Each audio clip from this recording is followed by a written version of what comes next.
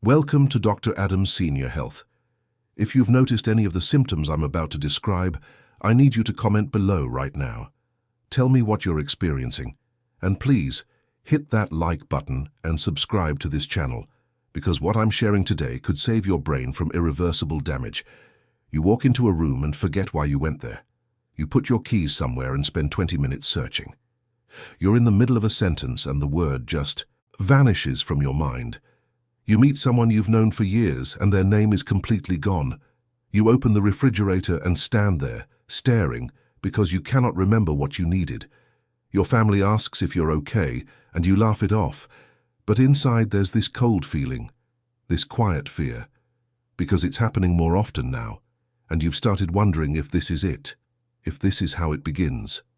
I'm Dr. Adams, and I've been treating elderly patients for over 30 years. I've sat across from thousands of people who came to me with these exact symptoms. Good people, smart people, people who raised families, built careers, solved problems their entire lives. And now they're forgetting their grandchildren's names. Now they're getting lost driving to the grocery store they've been going to for 40 years. I've watched this disease destroy brilliant minds, and I've held the hands of spouses who are losing the person they've loved for 50 years. So when I tell you there's something poisoning your brain right now today, I'm not being dramatic. I'm telling you what I see every single day in my practice. But here's what most doctors won't tell you, and what most people don't understand until it's too late. Alzheimer's doesn't just appear one day. Your brain doesn't suddenly break.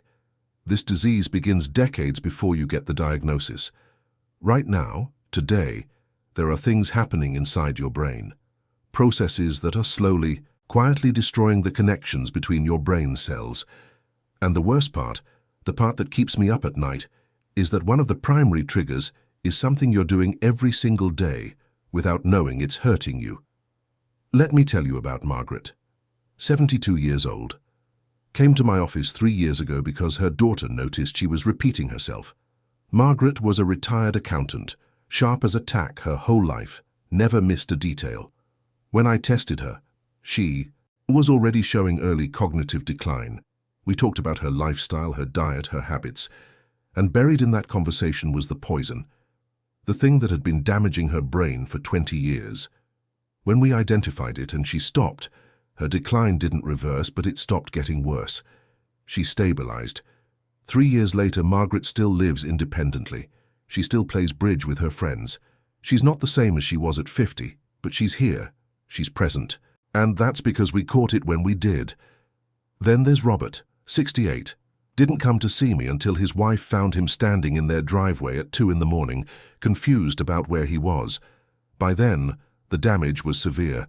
The poison had been working on his brain for so long that when we finally removed it from his life, it was too late. Robert's in a memory care facility now. He doesn't recognize his wife most days. And the thing that breaks my heart is that it didn't have to be this way. If someone had told him 10 years ago what I'm about to tell you, Robert would still be Robert. Your brain is the most complex organ in your body. 3 pounds of tissue containing 86 billion neurons, each one connected to thousands of other neurons, creating trillions of connections. That's where your memories live. That's where you live. Every thought, every feeling, every memory of your children's faces, every skill you've learned, every moment of joy, it's all stored in those connections. Now imagine something coming in every single day and breaking those connections, snapping them like tiny threads, one by one, day after day, year after year. That's what's happening to people who don't know about this poison. Here's how it works, and I'm going to explain this simply because you need to understand what's happening inside your head. Your brain cells communicate through chemical and electrical signals. Think of it like a massive telephone network. For the calls to go through, the lines need to be clear and the connections need to be strong. But when this poison enters your system, it causes inflammation, massive inflammation throughout your entire brain. And inflammation is like rust on those telephone lines. It degrades the connections. It damages the insulation around your neurons. It triggers your immune system to attack your own brain tissue. And here's the part that makes this so dangerous. This inflammation also disrupts something called your blood-brain barrier. This is your brain's security system.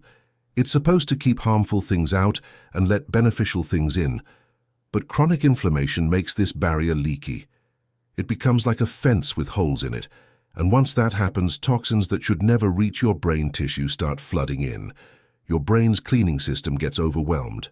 Waste products that should be removed start accumulating.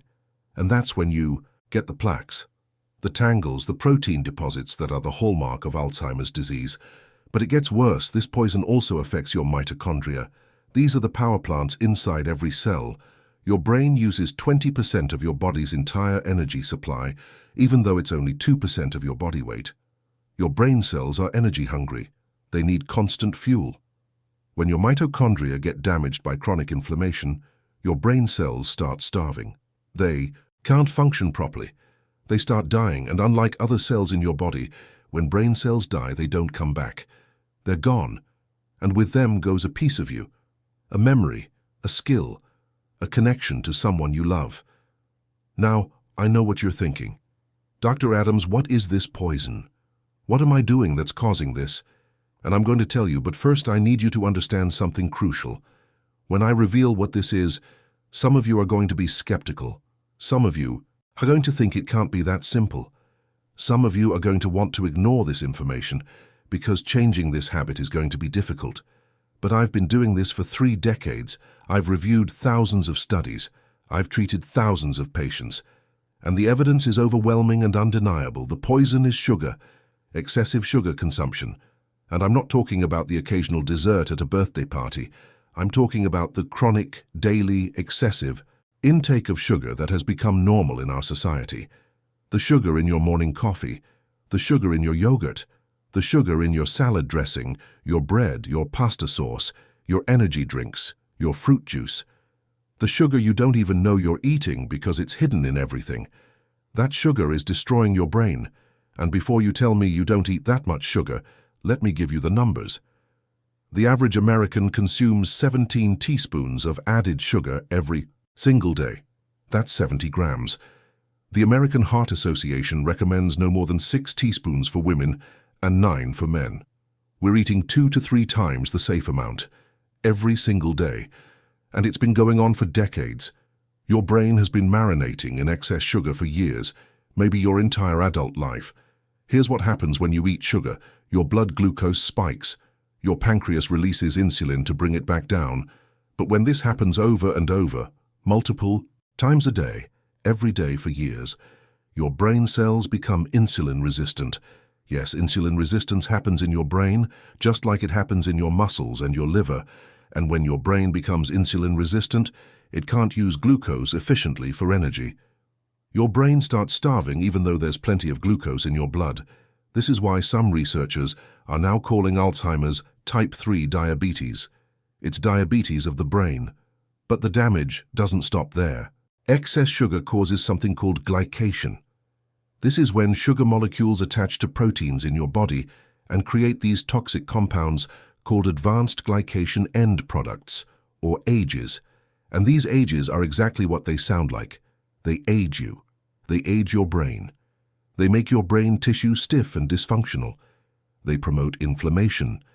They damage blood vessels, including the tiny, delicate blood vessels that feed your brain. When those vessels get damaged, parts of your brain don't get enough oxygen and nutrients. Those brain cells die.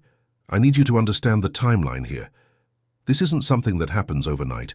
When you're 30, 40, 50 years old and you're eating sugar every day, you don't see the damage. You feel fine, your memory works, you're sharp. But inside your brain, the damage is accumulating. The inflammation is building. The connections are starting to break. The plaques are beginning to form. And by the time you notice symptoms, by the time you're forgetting things and getting confused, you've already lost millions of brain cells. The disease has been growing in your brain for 20, maybe 30 years. Dorothy came to see me when she was 75. Her memory problems had gotten so bad that her children were considering putting her in assisted living. When we went through her dietary history, I found out she'd been drinking 4 cans of regular soda every day since her 40s. 4 cans. That's 52 teaspoons of sugar every single day for 35 years. The amount of damage that had done to her brain was catastrophic. When we did her brain scan, it looked 20 years older than her actual age. We eliminated the soda, cleaned up her diet, but the damage was done. She needed full-time care within 18 months. Compare that to James, 71 years old. Came to me with mild memory concerns. No major issues, just wanted to be proactive because his mother had Alzheimer's. We looked at his diet and found he was eating a lot of hidden sugars, breakfast cereal, sweetened coffee, processed foods. We made changes immediately, cut his sugar intake to less than 25 grams a day, focused on whole foods, added foods that fight inflammation. That was 4 years ago. James just visited me last month. His cognitive function has not declined. In some measures, it's actually improved because we reduced the inflammation in his brain. His brain is healing itself, not reversing decades of damage, but stopping new damage from occurring. And that's the critical point I need you to hear. Anyone who promises you a cure for Alzheimer's is not being honest with you. Once the damage is severe, once the brain cells are dead, they're not coming back. We don't have a pill that regrows brain cells. We don't have a treatment that reverses late-stage Alzheimer's. But what we can do, what you can do starting today, is stop the damage from continuing. You can remove the poison. You can give your brain a fighting chance. Think about it this way. If your house was on fire, you wouldn't stand there debating whether water is the best way to put it out. You'd grab the hose and start spraying. Your brain is on fire right now. Inflammation is the fire. Sugar is the fuel. Every time you consume excess sugar, you're throwing gasoline on that fire. And the longer the fire burns, the more of your house burns down. The more of your brain is destroyed. The more of you disappears. The research on this is not controversial among scientists who study brain health. Study after study shows the connection between high sugar consumption and cognitive decline. A study from Columbia University followed over 2,000 people for 7 years and found that those who drank sugary beverages regularly had smaller brain volumes and worse memory. A study in the journal Diabetologia showed that even people without diabetes but with higher blood sugar levels had significantly more brain shrinkage in areas critical for memory. Research from Mayo Clinic found that people who ate high-carbohydrate diets, which turn into sugar in your body, had nearly 4 times the risk of developing mild cognitive impairment. This isn't speculation. This isn't a theory. This is established science. Sugar damages your brain. Chronically elevated blood sugar destroys cognitive function. And the tragedy is that most people don't know this until it's too late. Their doctors don't tell them. The food industry certainly doesn't tell them.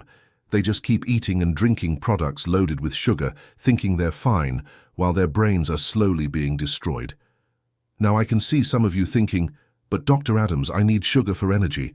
My brain needs glucose to function. And you're partially right. Your brain does need glucose, about 120 grams per day. But here's what you need to understand.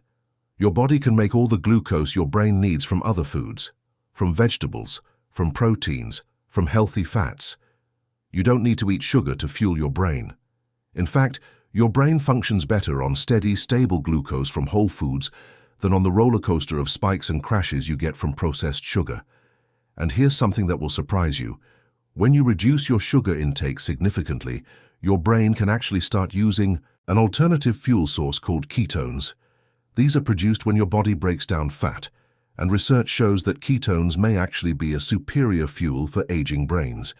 They produce less oxidative stress, less inflammation, and may even help repair some of the damage that's been done. I'm not saying you need to go on some extreme diet. I'm saying that when you stop flooding your system with sugar, your brain has options. It can heal.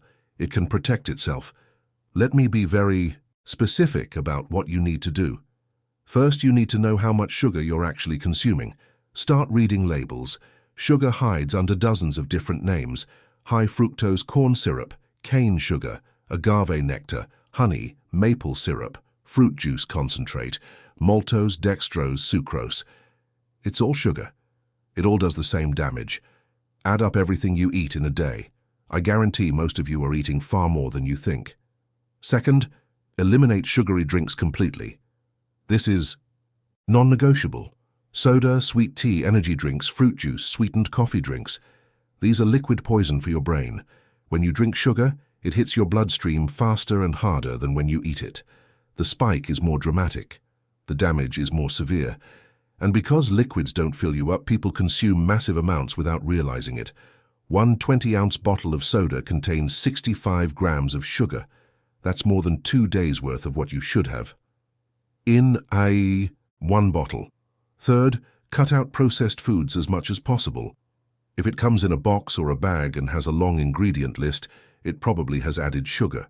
Even things that don't taste sweet. Bread, crackers, pasta sauce, salad dressing, yogurt. The food industry adds sugar to everything because sugar is addictive. It makes you want more. It overrides your natural fullness signals. It keeps you buying. But every time you eat these products, you're damaging your brain. Fourth, eat real food. Vegetables, leafy greens, berries which are low in sugar and high in brain-protective antioxidants. Fatty fish like salmon, which provides omega-3 fats that reduce inflammation. Nuts and seeds, olive oil. Foods that humans ate for thousands of years before we had factories processing everything and adding sugar to it. These foods don't spike your blood sugar. They provide steady energy, they reduce inflammation, they give your brain what it needs to function and repair itself. I know this is hard to hear. I know changing your diet feels overwhelming. I've had patients cry in my office when they realize what they've been doing to themselves. I've had people get angry at me for telling them this. But I'm not here to make you feel good. I'm here to tell you the truth, and the truth is that if you continue eating the way most Americans eat, your risk of developing Alzheimer's disease is enormous. 1 in 3 seniors dies with Alzheimer's or another. Dementia, 1 in 3. Those odds are unacceptable when we know that much of this is preventable, and I want to address something that I hear all the time. Dr. Adams, my grandmother ate sugar her whole life and lived to 95 with a sharp mind. Yes, some people get lucky. Some people have genetics that protect them. Some people have lifestyle factors that compensate. But you don't know if you're one of those people. You don't know if your genetics will save you. And with Alzheimer's rates climbing every year, with more and more people getting diagnosed younger and younger, the evidence suggests that our modern diet is overwhelming even good genetics. You cannot count on being lucky. You have to take action. Here's what I tell my patients. You have a choice to make right now, today. You can keep doing what you've been doing. You can keep eating sugar, drinking soda, consuming processed foods, and maybe you'll be fine. Maybe your brain will hold up. But maybe 5 years from now, 10 years from now, you'll start forgetting. You'll start losing yourself, and by then the damage will be too severe to stop. Or you can make a change today, right now, this moment. You can decide that your brain, your memories, your ability to recognize your grandchildren's faces is worth more than a can of soda, more than a donut, more than convenient processed food. I've seen both paths. I've watched people ignore the warning signs and end up in memory care facilities not knowing their own names. And I've watched people make dramatic changes and maintain their cognitive function into their 80s and 90s. The difference between these two groups isn't luck. It's not genetics. It's choice. It's action. It's taking this information seriously and doing something about it. Martha was 66 when she came to see me. She was terrified because her older sister had just been diagnosed with Alzheimer's at 70. Martha's memory was still good, but she wanted to do everything possible to prevent what happened to her sister. We did a complete assessment. Her diet was terrible, sugar at every meal. We made a complete transformation. No processed foods, no added sugars, whole foods only. It was hard for her at first. She had cravings. She missed her old foods. But she stayed committed because she remembered visiting her sister and seeing the blank look in her eyes. That was 5 years ago. Martha is 71 now. Her cognition is perfect. Her brain scans show no concerning changes. She tells me that giving up sugar was the hardest and most important thing she's ever done. That's what I want for you. I want you to be 71, 81, 91 and still yourself. Still sharp, still present. Still able to hold your great-grandchildren and remember their names. Still able to tell the stories of your life. Still able to live independently with dignity. That's possible, but only if you act now. Only if you take this seriously. The brain you have today is not the brain you'll have in 10 years. Either it will be healthier because you removed the poison and gave it what it needs, or it will be more damaged because you kept doing what you've been doing. There is no standing still, there is no pause button.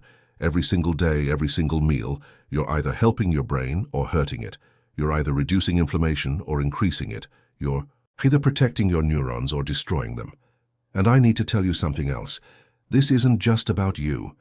When you develop Alzheimer's, it doesn't just destroy your life. It destroys your family's life. Your spouse who has to watch you disappear. Your children who have to become your parents. Your grandchildren who will never really know you. The financial burden of memory care that can drain a lifetime of savings in just a few years. The emotional toll of watching someone you love look at you like a stranger. This disease creates ripples of suffering that extend far beyond the person who has it. So when you're tempted to have that soda, when you're reaching for that sugary snack, I want you to think about the people you love. Think about your spouse holding your hand in a memory care facility, trying to remind you who they are. Think about your children having to make the impossible decision to put you in a home because they can't care for you anymore. Think about your grandchildren asking their parents why you don't remember them. Is that candy bar worth that future? Is that sweet tea worth forgetting your daughter's face? I'm not trying to scare you. I'm trying to wake you up. Because most people walk through life thinking this won't happen to them, right up until the day it does. And then it's too late. The time to prevent Alzheimer's is not when you start forgetting. It's now, today, this moment, before the damage becomes irreversible. You have power here. You have control. You cannot control whether you get cancer. You cannot control whether you have a heart attack, but you can control what you put in your mouth. You can control whether you poison your brain or nourish it. And that choice, that simple daily choice, can be the difference between spending your final years with the people you love or spending them lost in confusion, not knowing who you are. I've given you the information.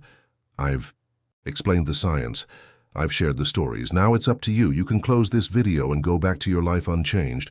Or you can decide right now that you're going to do something different, that you're going to read every label, that you're going to eliminate sugary drinks, that you're going to choose real food over processed food, that you're going to fight for your brain with everything you have.